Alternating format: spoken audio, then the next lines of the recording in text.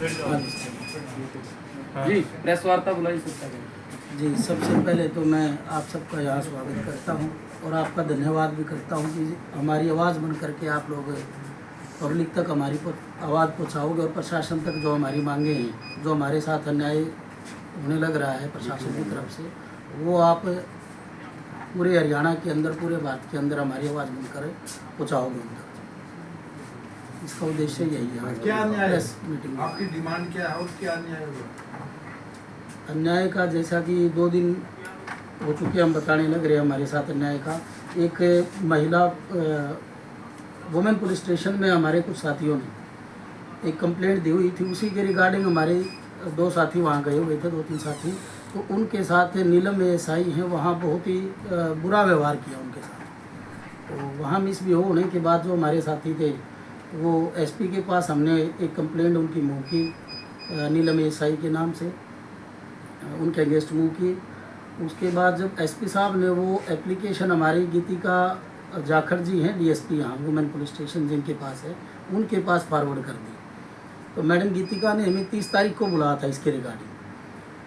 हम लोग 30 तारीख को उनके पास पहुँचे, 1:15 बजे के आसपास हम उनके ऑफिस में गए थे। जब हमने अपनी बात स्टार्ट की तो सबसे पहले ही उनका जो रवैया था हमारी तरफ हमारे लिए, वो बहुत एडामेंट था, वो बहुत बुरा था।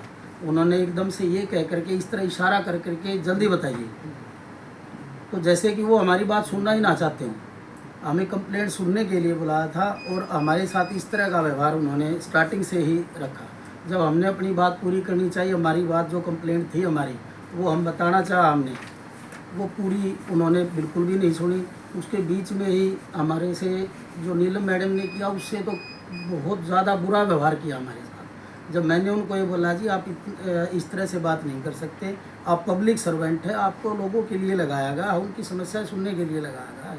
हमारी समस्या थी, आप उसको सुनने की बजाय और उल्टा हमारे साथ ही मिसबिहेव करने लग रहे हो। तो मैडम और भी ज़्यादा एग्रेसिव एकदम से उठ के अपनी चेयर से, और उन्होंने get lost from my office मेरे को ये बोला और मेरे साथियों को, और अपने जो पुलिस ऑफिशियल्स थे उनको एकदम से उन्होंने ऑर्डर दिया कि अरेस्ट दें। तो मेरा ये मानना है कि उन्होंने हमें थोड़ी देर के लिए इलीगल कन्फाइन भी कर लिया पुलिस वालों ने, मैडम के कहने से, उनके आदेशानुसार। तो मेरा ये कहना है जी, ये लोग पब्लिक सर्वेंट हैं, हम अपनी शिकायत लेके इन्हीं के पास जाते हैं, हम भी जाते हैं, आम पब्लिक भी जाती है।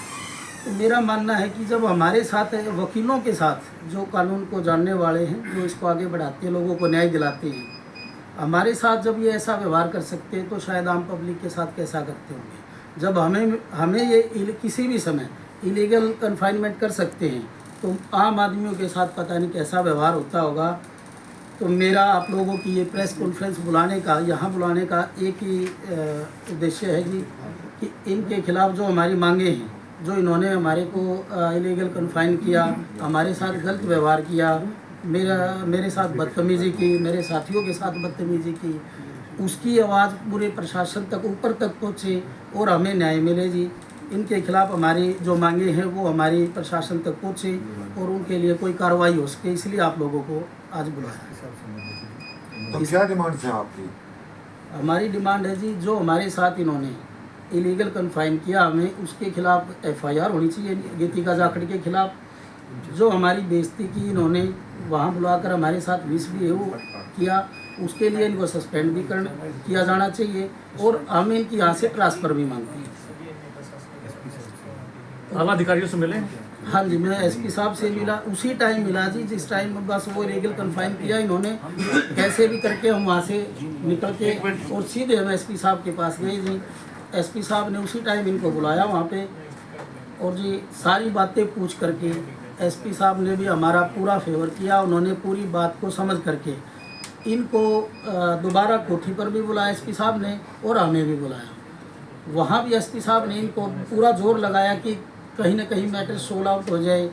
तो इनको बहुत बोला कि आपने बहुत बदतमीज़ी से बात की है, आपने इनको कन्फाइन करके बहुत एक इलीगल काम किया है, आप ऐसा नहीं कर सकते, अपनी जो पावर से आप मिसयूज़ नहीं कर सकते उसको।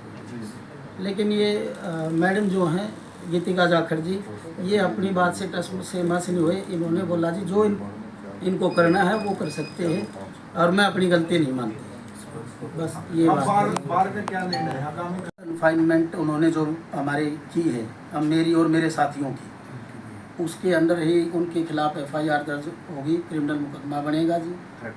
थ्रेट हमें दी कि आपको कॉन्सिक्वेंसेस भुगतने पड़ेंगे एक पुलिस ऑफिशियल के खिलाफ दरखास्त देने के साथ। तो मैं ये मानता हूँ उनके खिलाफ FIR ज़रूर दर्ज होनी चाहिए। जब हमें न्याय नहीं मिलेगा तो और ये किसको दे सकते हैं। एडवोकेट साहब, इलेक्शन का दौर चल रहा है, जो वकीलों की ज़रूरत पड़ेगी नॉमिनेशन के टाइम। आपकी अगर हड़ताल लंबी चलती है तो इलेक्शन पे भी इसका प्रभाव पड़ेगा? देखो जी, बेशक पड़ेगा, और इसका हड़ताल इलेक्शन पर नहीं, मैं अभी बोल चुका हूँ कि पब्लिक पर बहुत ज़्यादा पड़ेगा और हम पर भी बहुत ज़्यादा पड़ेगा। हर वर्ग पर इसका, हर क्षेत्र में इसका प्रभाव पड़ेगा हड़ताल का, क्योंकि स्ट्राइक्स का प्रभाव बहुत दूर तक जाता है। क्या प्रक्रिया में भाग लेंगे? हाँ जी, क्या वकील उस प्रक्रिया में भाग लेंगे नॉमिनेशन के दौरान जरूरत पड़ती है? नहीं जी, हम तो यहाँ भी स्ट्राइक कर रखी है, आगे भी, लेकिन हम सरकार को बताना चाहते हैं कि हमारा सोल्यूशन जल्दी से जल्दी कर दें, अदरवाइज ये स्ट्राइक बहुत बड़े लेवल पर भी हो सकती है। क्या इसके लिए आप जुडिशियल इंक्वायरी की भी मांग करते हैं? देखो FIR दर्ज हो जाती है तो उसके बाद तो ये हमारा मैटर सोल्व हो जाता है, लेकिन अगर ये चीज़ नहीं हुई तो हम किसी भी हद तक हम जुडिशियल का भी कोऑपरेशन लेंगे, हर वो रास्ता चूज करेंगे जहां हमें न्याय मिल सके। धन्यवाद। एक हमने आज से एक धरना भी यहाँ स्टार्ट किया है, जो हमारा आज टेंट लगा करके हम अपना शांतिपूर्वक जो धरना प्रोटेस्ट करेंगे। सभी वकील साथी हम बाहर बैठकर हमारी कोर्ट के बाहर यहाँ प्रोटेस्ट करेंगे। महात्मा गांधी जी की जो न्याय की मूर्ति उनके नीचे बैठ करके हम अपना प्रोटेस्ट जारी रखेंगे जब तक हमारी मांगे पूरी नहीं। तो इसका